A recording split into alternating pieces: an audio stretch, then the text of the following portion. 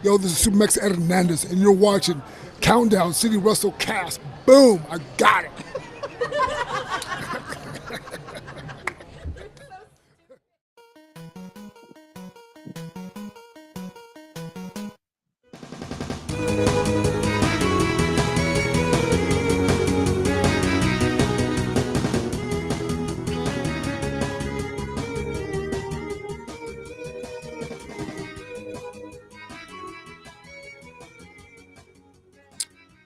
What's up, heels and baby faces? Welcome to another episode of the Countdown City WrestleCast. I'm your host, JC, and I'm joined this week by just Mike. What's up, guys? It's Big Mike, and the deceleration of the 2022 Electric Boogaloo train continues as we're almost at the end.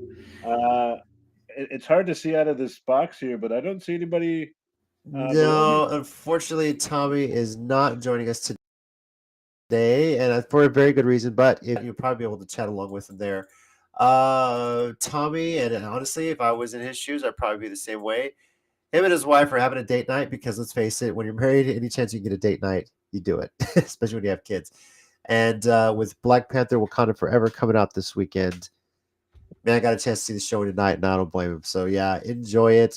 He might be joining us in the chat. There he is. Hey, guys, I'm stuck in Saudi Arabia. That might actually work. I should have just gone with the kayfabe. Keep me informed, dude. Rick, why you talk? Come on, bro. What are you? I'm sorry, I can't hear you over the World Series championship. Yeah.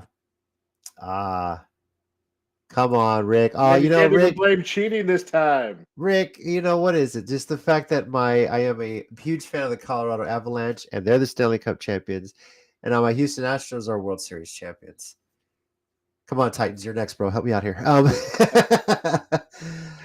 it was a great World Series. Yes, I'm paying more attention to this time. If you recall, last week I was quite a bit distracted because it was in the middle of Game 5. Yeah, after the Astros had thrown a no-hitter. But yes, there it is right there. Tommy going to see Black Panther Wakanda Forever, and yes. I don't blame him. So, no, not at all. And I know this is the WrestleCast, and we've gone sports, and we're about to go MCU because I'm hyped for this Hispanic representation that's coming, and I'm already seeing a bunch of stuff for. Yeah. I can't even think I can pronounce the guy's name correctly who plays Namor, but seeing him dancing with one of the ladies from the Black Panther at the Mexico City premiere was super cool.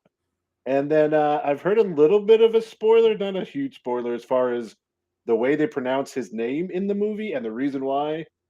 And it makes me love it even more. So I won't share that. I'll go see it. I assume they explain it because that's kind of what I heard about it. But yeah, really looking forward to all that. So no spoilers, no spoilers. Yes, please. If you're going to see Wakanda Forever, please wait the obligatory couple of weeks before you say anything on social media.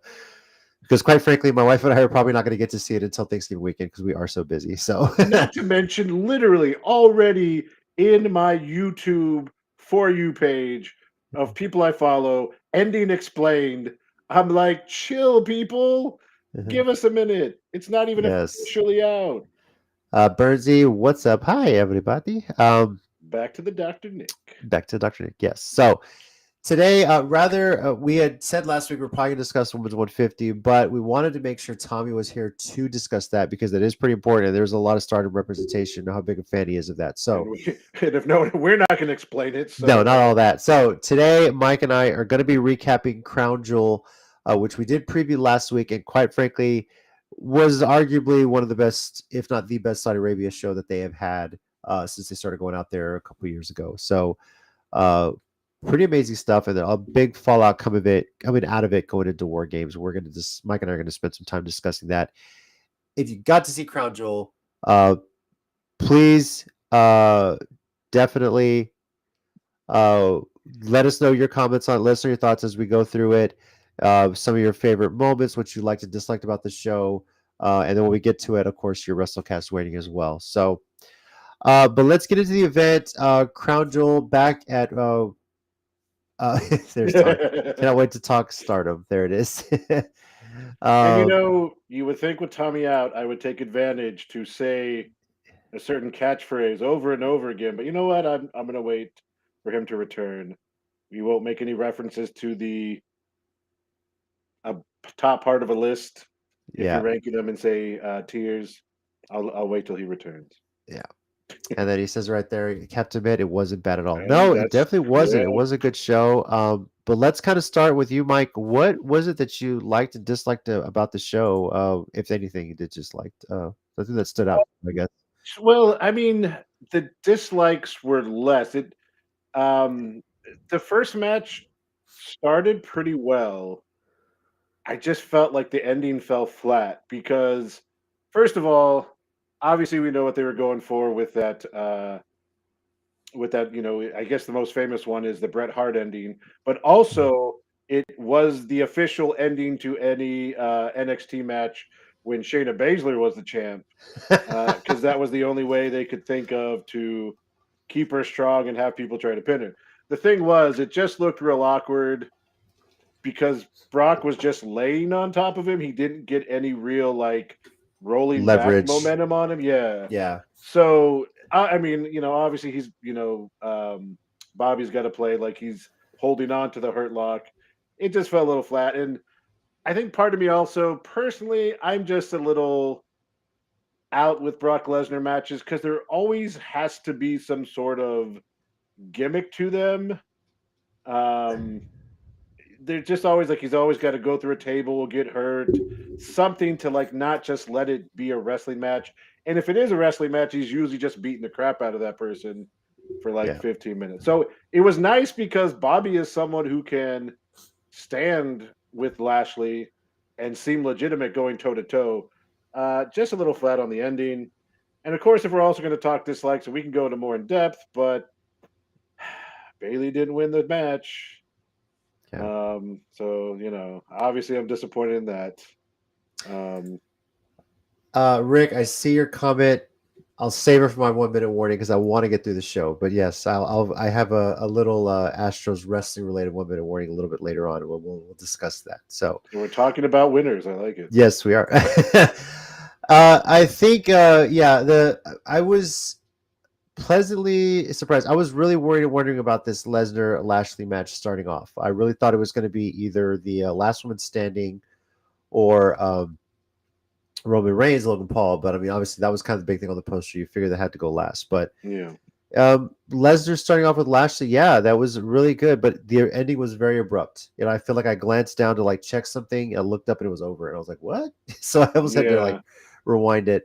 A little sad Alexa and Asuka didn't retain, but getting the gold on damage control, but so. I told you they still don't care about the women's tag team titles. I chose that because I was like, what would make the least sense to lose them right back over again? And of course it did. So, as much as we've loved the Triple H era, there are still some WWE things that go on even as we move forward.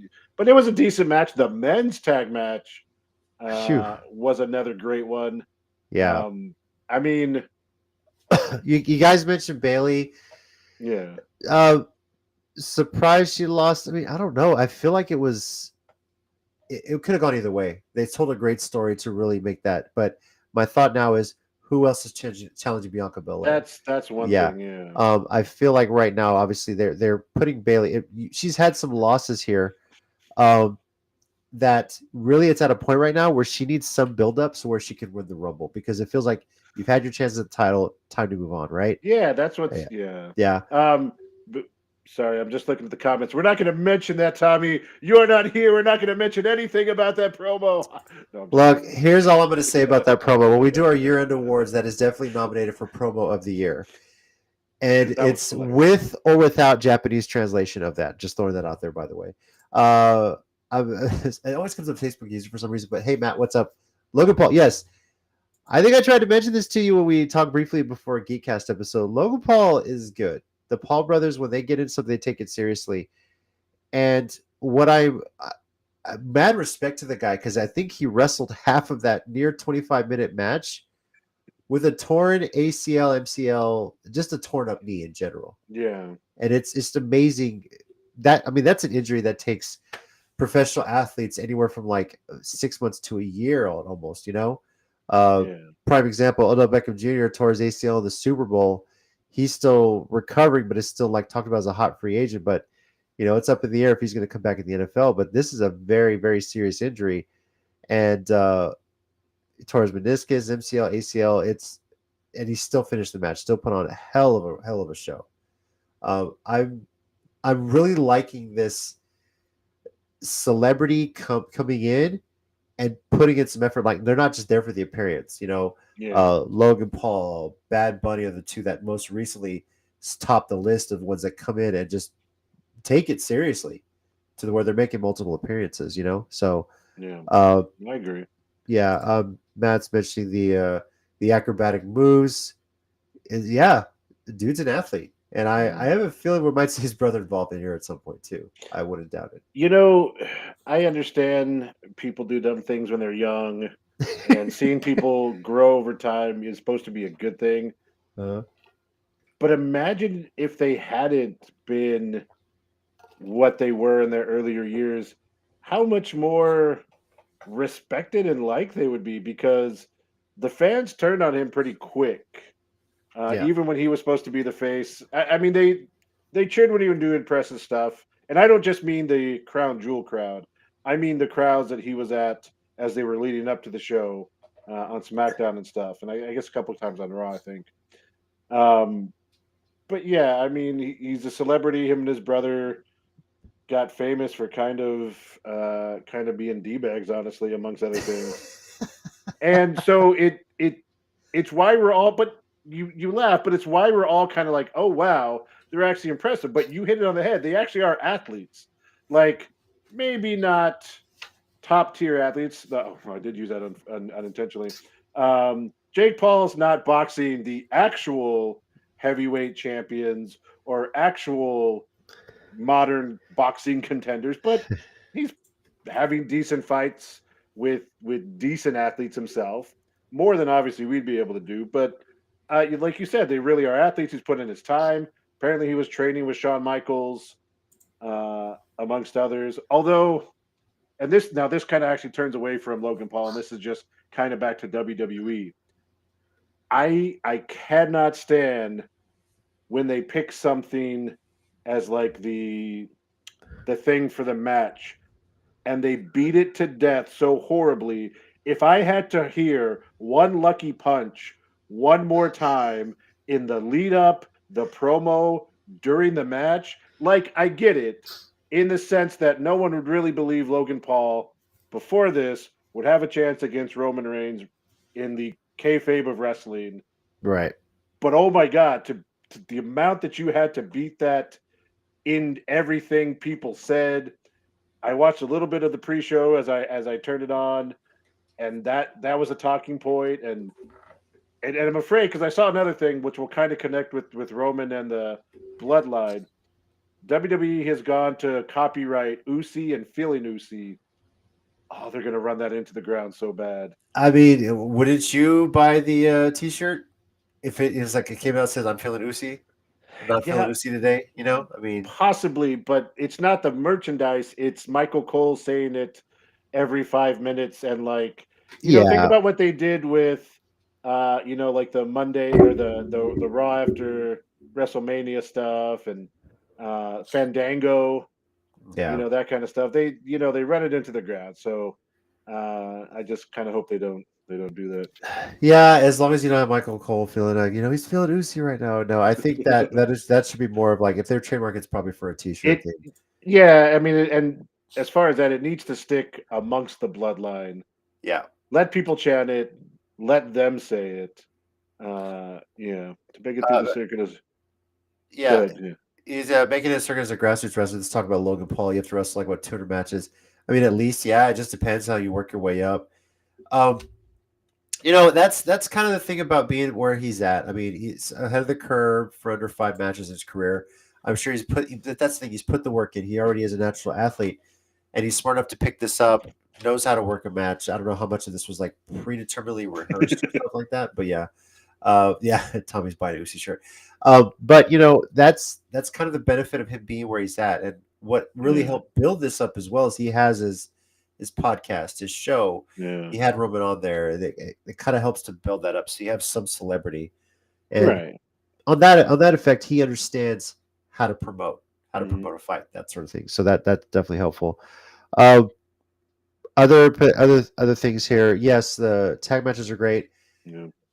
I think what I really like too is a couple of the losses that I didn't expect to happen. At least I didn't pick to happen, but did happen. But they weren't weak losses, so to say. Oh my God, here we go. We're getting ads now. Block, Tommy, what did you get us involved in? block. Anyway, um, that's amazing. Anyway, Some of the losses you were saying. yeah, some of the losses, specifically the ones that stand out to me, Lashley's loss to Lesnar, and Karrion Kross's loss to Drew McIntyre. They weren't really weak losses, you know. It was more, you know, in Lashley's case, it was kind of a fluke sort of pin in a way. Yeah. But And he got his heat back afterwards. yeah, he got his heat back afterward, turned full heel. He ended up looking like the bigger winner out of that. Yeah. And in a cage match, when it's about escaping the cage, uh, you know, when you lose by that way, the way Karrion Kross did, I don't really think that's a weak defeat in a cage match. You know, like if you got pinned in the middle of the cage, that'd be something else. But McIntyre technically got out by escaping. I think we're not done with that rivalry yet. I think that's going to be something they really build a feud to heading into the Rumble or possibly even to WrestleMania. I don't know what their plan is for either one of them, but you know, we talked last show about, you know, this was hard to pick because like why would you build up Karrion Kross this way just to have him lose so soon? Right. But you know, he took the loss with escape from this with McIntyre escaping the cage, but is it really that tough of a defeat if it's through an escape? You know? Yeah, no, I see what you're saying. And it is one of those, like you said, it was one of those weird feuds because you brought Karrion Kross back after that horrible first run under Vince. And you know, he got some pretty good like promo coming in, and McIntyre's in that weird place because he's obviously someone who should be at the top of the card. He's one of the few people in WWE who you could legitimately believe could actually beat Roman Reigns. At least like if you saw the matchup and even the Clash at the Castle match. So no, you're right. The feud was a little bit odd because it didn't really help either of them to lose it. And it would be weird. I mean, I know you would think Cross being a little bit newer coming back would be the one to win, but at the same time, if you do have him beat, if you do have him beat him, then McIntyre is kind of waffling there. So I don't know, but yeah, I mean they did the best they can. Um, Scarlett pretty much got outwitted as she keeps trying to interfere in the matches. So Yep. I do think, like you said, there'll be one more. I don't know if they'd take it all the way to WrestleMania, but now with no pay-per-view between Survivor Series and Royal Rumble, you know, there's more of a chance to build things to the Rumble. So we'll see how that goes. Yeah, for sure. This is I mean, we have war games. I don't know. I mean, there's stuff that could be building up out of this. I'm sure we might get like a Team Bianca versus Team Bailey on some level. Oh, we did. You haven't. No, I missed Raw. Okay, so it's yeah. already been set. There's Damage Control with Nikki Cross and one other person. They're going to do 5-on-5. Ooh, okay. And right now it's Bianca, Asuka, and Alexa. So they'll, you know, in theory, I'll get two more. be Okay. getting two more. People are rumoring that it's going to be Sasha and Naomi returning, but you know, not for sure. Candice LeRae is also obviously suspected because she was jumped. But also, Right. there's some people, like I said last week, that think, you know, you didn't actually see her get jumped. Maybe she joins Damage Control. Oh, there. Okay, so another thing you said, who would Bianca go next? They apparently, because I didn't watch it live, but I've seen the clip since. Apparently, there was a segment or a backstage. Excuse me. Right there. Okay. Yeah. There was a backstage segment with Judgment Day walking by, and Bianca walks by, and her and Rhea have a little stare. And then Bianca just keeps walking. So that is potentially next. You know, they brought Mia Yim in. You were right about that. They didn't bring her in at Crown Jewel, but they did bring her back the next night. Attacked Rhea with the kendo stick, so that was pretty cool. Yeah, it just did make sense for the travel, especially with all the supposed attack rumors that were going around there, you know. So yeah, Tommy. Hey, you know, this is that era of a WCW style event is in essence taking over Survivor Series, and quite frankly, the popularity of it is if this goes well, let's be honest, no one really understood what the point of Survivor Series was now in the modern day. There was really no stakes to it, it Yeah. made no sense to it.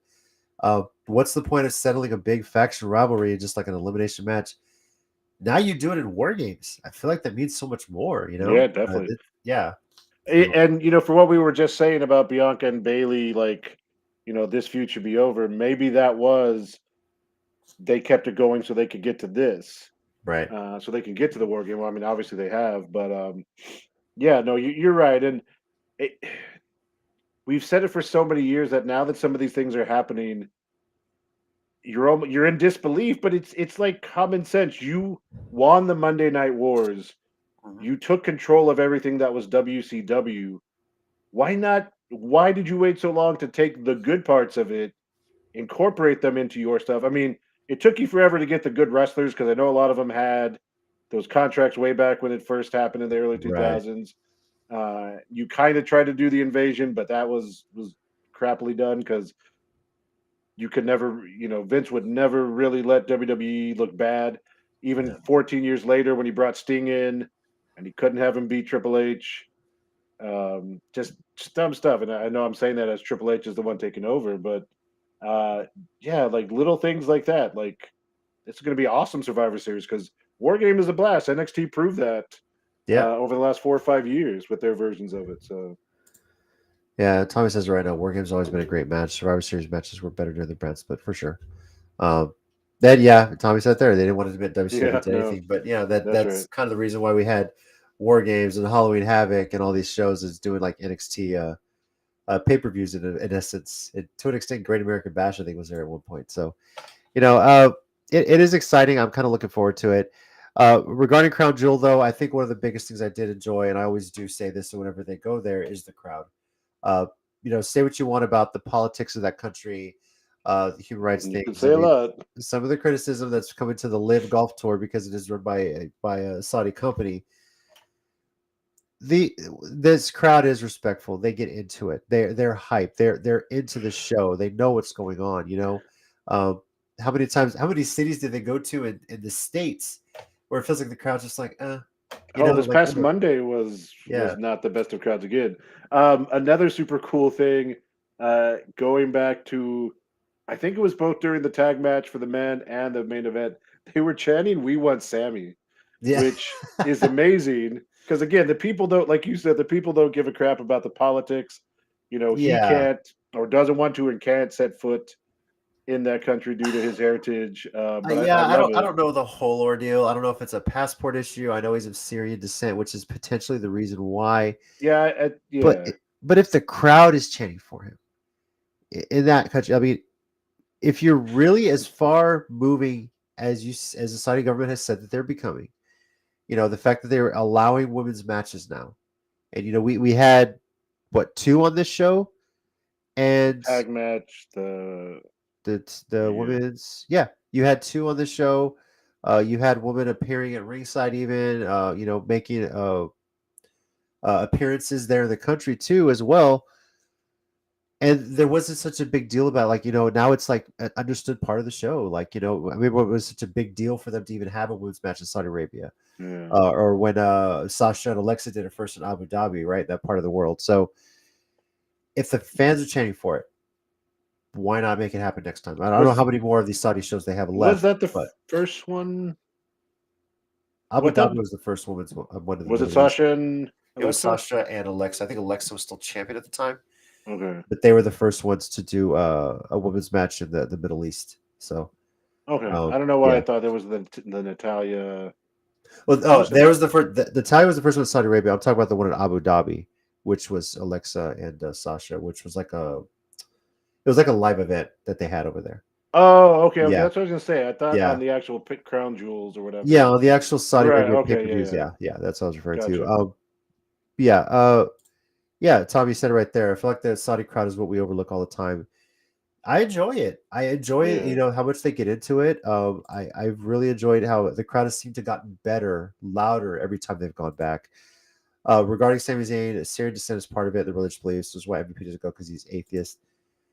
I mean, I'm not. Let's face it. Not everybody that goes over there is Muslim. You know, they don't all share. Not every superstar goes and shares the same beliefs. But I understand why people might make that personal choice not to go there. Yeah. But if the fans are chanting for you, maybe that's an olive branch, right? Maybe there's something that could be worked out when you go back. You know? Yeah, I mean, I know what you're saying, and that's Yeah, optimistic though, because it's still the Saudi government that, you know, it is. Yeah, we've we've seen with other countries and sports stars. You get that person over there, they may not let them come back. So yeah.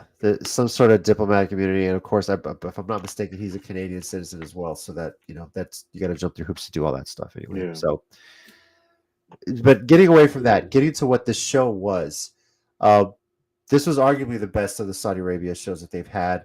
This one really was all. It felt like just a normal show. It didn't feel like it was oh, we're doing a special show in another non-canon. country. Yeah, this one was really Yeah, advancing storylines. This one felt like a major pay-per-view or a standard pay-per-view, if you will. And the only benefit of it was that it was at 11 o'clock in the morning on a Saturday, which is kind of cool, you know? yeah, it was So nice. from that respect, I'm really starting to enjoy this now. You know, we're not doing this to excuse me, just do the whole, get money out of it. You know, we're going to bring all these old school wrestlers back because the fans want to see it there. No, they're keeping up with the modern storylines and getting that going. Where they really stepped up though was the drone play. Having Yeah. the drones a part of that. Obviously, if WrestleMania, SummerSlam, or whatever's going to be at an outdoor stadium, you kind of have to do the drone thing now all the time because if they only decided like they stepped up their game. I mean, No, that was that amazing. was real impressive. Yeah, The one I remember offhand pretty well was the sword for but McIntyre. McIntyre, yeah. And then did they do the Bray Wyatt butterfly Firefly? Was I want to say they did, yeah. And then there was another one? there was a damage control up in with Yeah, the yeah, yeah. drones. Yeah, it was awesome. So, yeah, but it was something that they've really stepped up to, and the crowd responds well. It looks great on TV. I'm very impressed with the show itself. So, as far as how we did on our picks, well, Tommy and I went 4-4, and Mike 6-2. So, After a string of bad luck, and this is the one yeah. I do well. So there you go.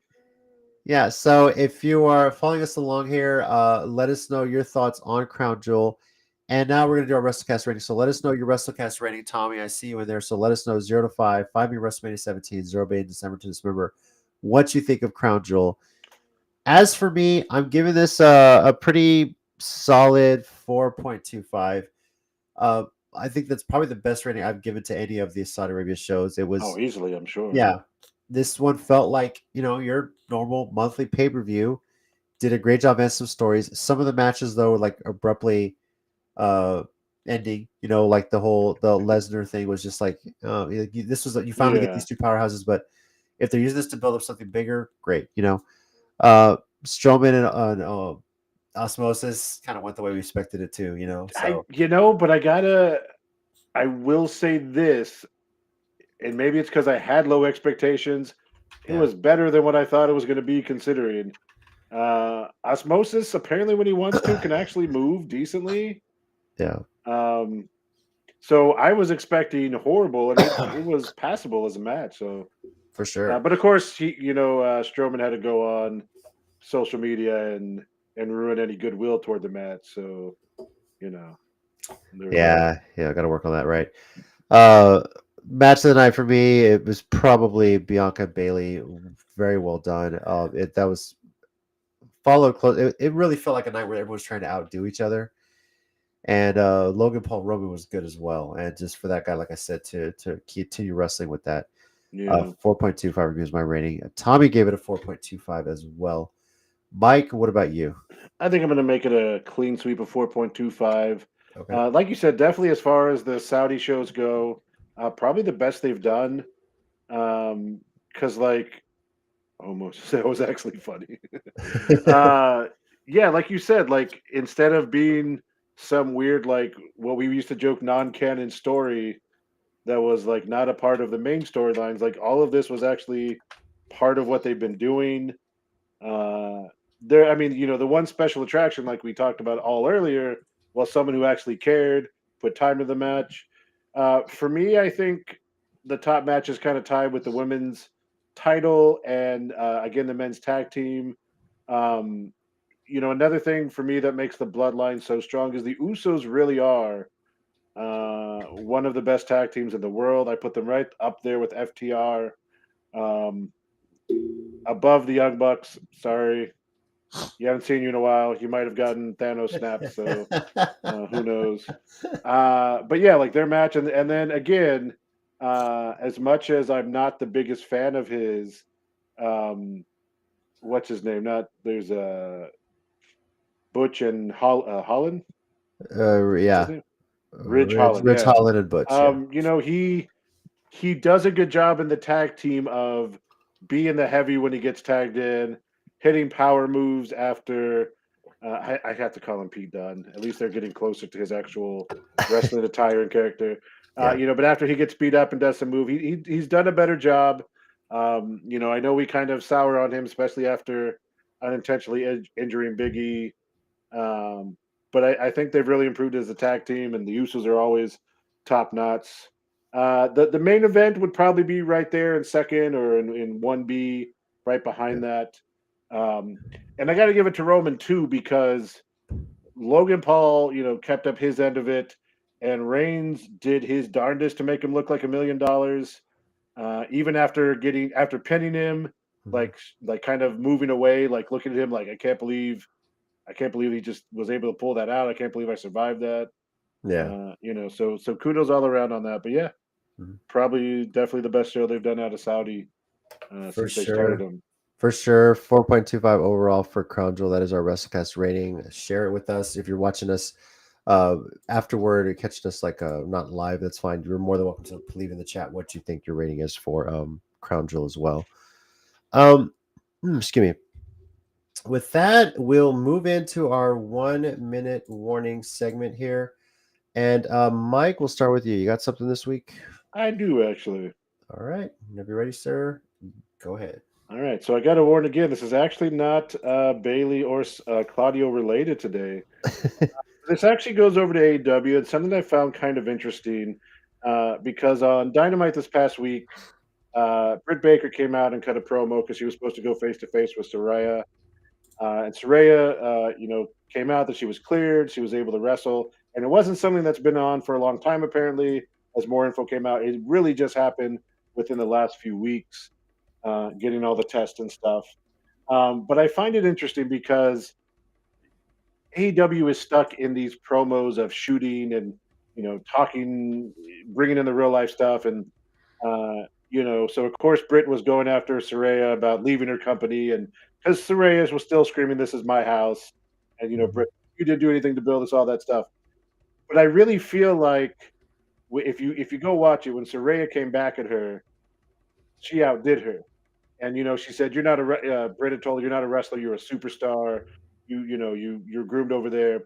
But I feel like, and kind of connecting this back to Punk and MJF and Britt, on the smaller stage, as much as we love AEW, it obviously doesn't have the reach of WWE or, obviously the longevity that it's had. And MJF and Britt, considered two of the top wrestlers for AEW, men, women, two of the top promos. But you brought in Punk, you brought in Saraya, and they really forced them to up their game. And I think in the better promos outdid them. So I find that kind of interesting. I'd be interested to see how Britt comes back. And apparently also with Saraya, the doctors kind of told her here at the beginning, like, one match a month, see how you do. Don't jump into like a full-time schedule, obviously. So they set up a match for Full Gear. It'll be your first match back in 5 years, I think they said. So Right. Look forward to that.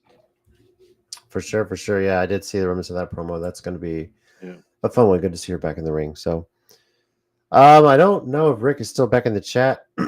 Something happened with it, and it just kind of refreshed on me, so I'm not sure. I haven't seen him comment, but I guess I'll go ahead and stick with this.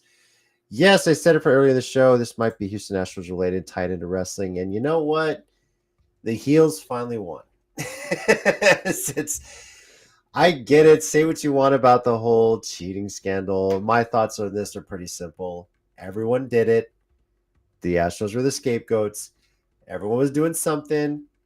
There just happened to be a whistleblower, and then that's how it all got called out. Whatever, uh, you can't say anything sports related, but the fact that I've never been a fan of a team where they were so hated like this, and I've actually enjoyed being that fan, knowing what it felt like for these last few years to know what it felt like to be a Yankees fan at one point, or even a Patriots fan, or even a fan of any team that LeBron James is on. Because for a while it seemed that way. But yes, the heels won. Kept getting there, getting close, finally putting it over. And quite frankly, the way this team is set up, don't be surprised if the heels win again next year. I know Verlander opted out, but you know what? He may or may not resign. Something the Astros have done over the last few years, leading back to 2014, is that they have continued to reload. They've had a top rookie that's really turned the franchise around every single year. It's George Springer in 2014. It's continued every year beyond that. And this year was Jeremy Pena. Who's next? The farm system. I think maybe that's what people are really mad about with the Astros, is that their farm system is so well done that they're continually up there. They're continually reloading. All right, I'll throw it in once here for you. It's top tier, isn't it? It is definitely top tier. Top tier baseball. Top tier Astros. Yeah. And hey, Tommy, good luck. Have fun. Don't spoil it for us, but enjoy the heck out of that movie, man. Don't spoil it. Wakanda Forever, yes. I'm looking so forward to it, as I said as well. Also, man, so just so we're clear for people watching, and Rich is still there, JC is a diehard watch 162 games of the season if he can, Astros fan. I was a huge Astros fan in my younger days. I kind of don't get into baseball as much. I think the last time I was at my peak was way back in 2003 when the Red Sox came back on the Yanks, won that World Series. That whole improbable what's that? 2004? Yeah. Okay, yeah. That whole improbable thing. And then kind of the next couple of years, but for me, it's just been hard. Like I don't really watch baseball throughout the regular season. And I even made a joke on Facebook about the playoffs starting and Astros in the ALCS. I'm like, baseball, time to watch it. Yeah. So that being said, JC was way too nice in that 1 minute warning. You wanted Houston, you got Houston, you couldn't handle it. All your fans chanting, we want Houston. Well, you got them, and you couldn't handle it. Enjoying the Astros social media and seeing the video of the guy posting the tweet with the sweep icons after the Seattle and the Yankees series is amazing. And yeah, I've been an Astros fan since I was a kid. I mean, my first Astros game was in the Astrodome. Yeah. It was in the 80s. Like, I've been to games in the Astrodome. I went to games when it was still Enron, when it was Astros Field. Now it's Minute Maid Park. And I think the thing that really sucked for me is, like, I've waited my whole childhood, my whole life to see this. They got to the World Series in 2005. Right. And got swept by the White Sox, who were just on another level. The Astros were injured and beat up. But, for them to get to the Astros, be like the first franchise, I'm mistaken, to get there from both leagues, and to have this run, like, I suffered through 300 lost seasons in a row, and I still stuck with the team. Yeah. And so when you sit there and say I'm going to defend this team, I'm going to, because I've been a fan my whole life. I have a lot of ties to my child growing up. My grandfather, who passed away, huge Astros fan. I know he's happy seeing them finally win it again this year. And baseball is my favorite sport. It's the first one I ever played. It's the one I love to play. I love to watch. I'd play baseball still if I could. I play slow pitch softball every now and then if I can. And for this team, for them to sit there and try and find an excuse to take it away, it felt like the 99 Spurs all over again. And Mike, you can attest to that. Yeah. The Spurs won in 99. Everyone said they're always a short season. Everyone played a shortened fucking season. Would you be making the same excuse if, say, the Lakers won that year? No, of course I would know. Yeah, so don't give me that shit. I don't take anything away from Cleveland winning on a short season, the 66-game season, or Miami won it, whoever it was that LeBron won it with. I don't take the Lakers. That was the COVID years. Is that what you're talking about? Well, I'm talking before that. I think it was like the strike season where he won with Miami. The bubble. I don't take anything away from the Lakers winning that. I do, but just for fun. I don't take anything away from the Dodgers winning in 2020 on a short season. Everyone in the league played a short season that year. So don't try and take this away from me. Just say it was illegitimate, whatever. What happened. Yeah, I would guarantee you, everyone was using some sort of technology to try and steal signs. The Astros were better at it. Okay, And we're all going to act like the Yankees didn't get caught. They got sent a letter, and then everyone just hushed up about it. and the Red Sox, and Okay, I'm sure, and yeah. believe me, there's a lot of things happening on so many other teams, probably the Dodgers included, that nobody's saying anything about. Better, guys. You sucked at it. And if it had not been for Mike Fiers just saying whatever, opening his mouth about it, Astros never would have been scapegoats. But in all that evidence, nothing was ever done in the postseason. You didn't hear any trash cans banging in the postseason.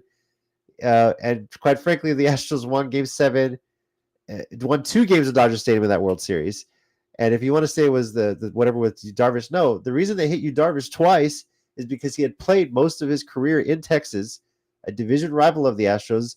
They knew what to look for when facing Darvish. They'd seen him a lot, and they knew how he was tipping his pitches that series. So don't give me that shit. So if you want to sit there and if I've heard Yankees fans sit there and say this or that, now you're just making excuses. Just like you're bitching that you lost Game 2 because the roof was open. Okay, just come on.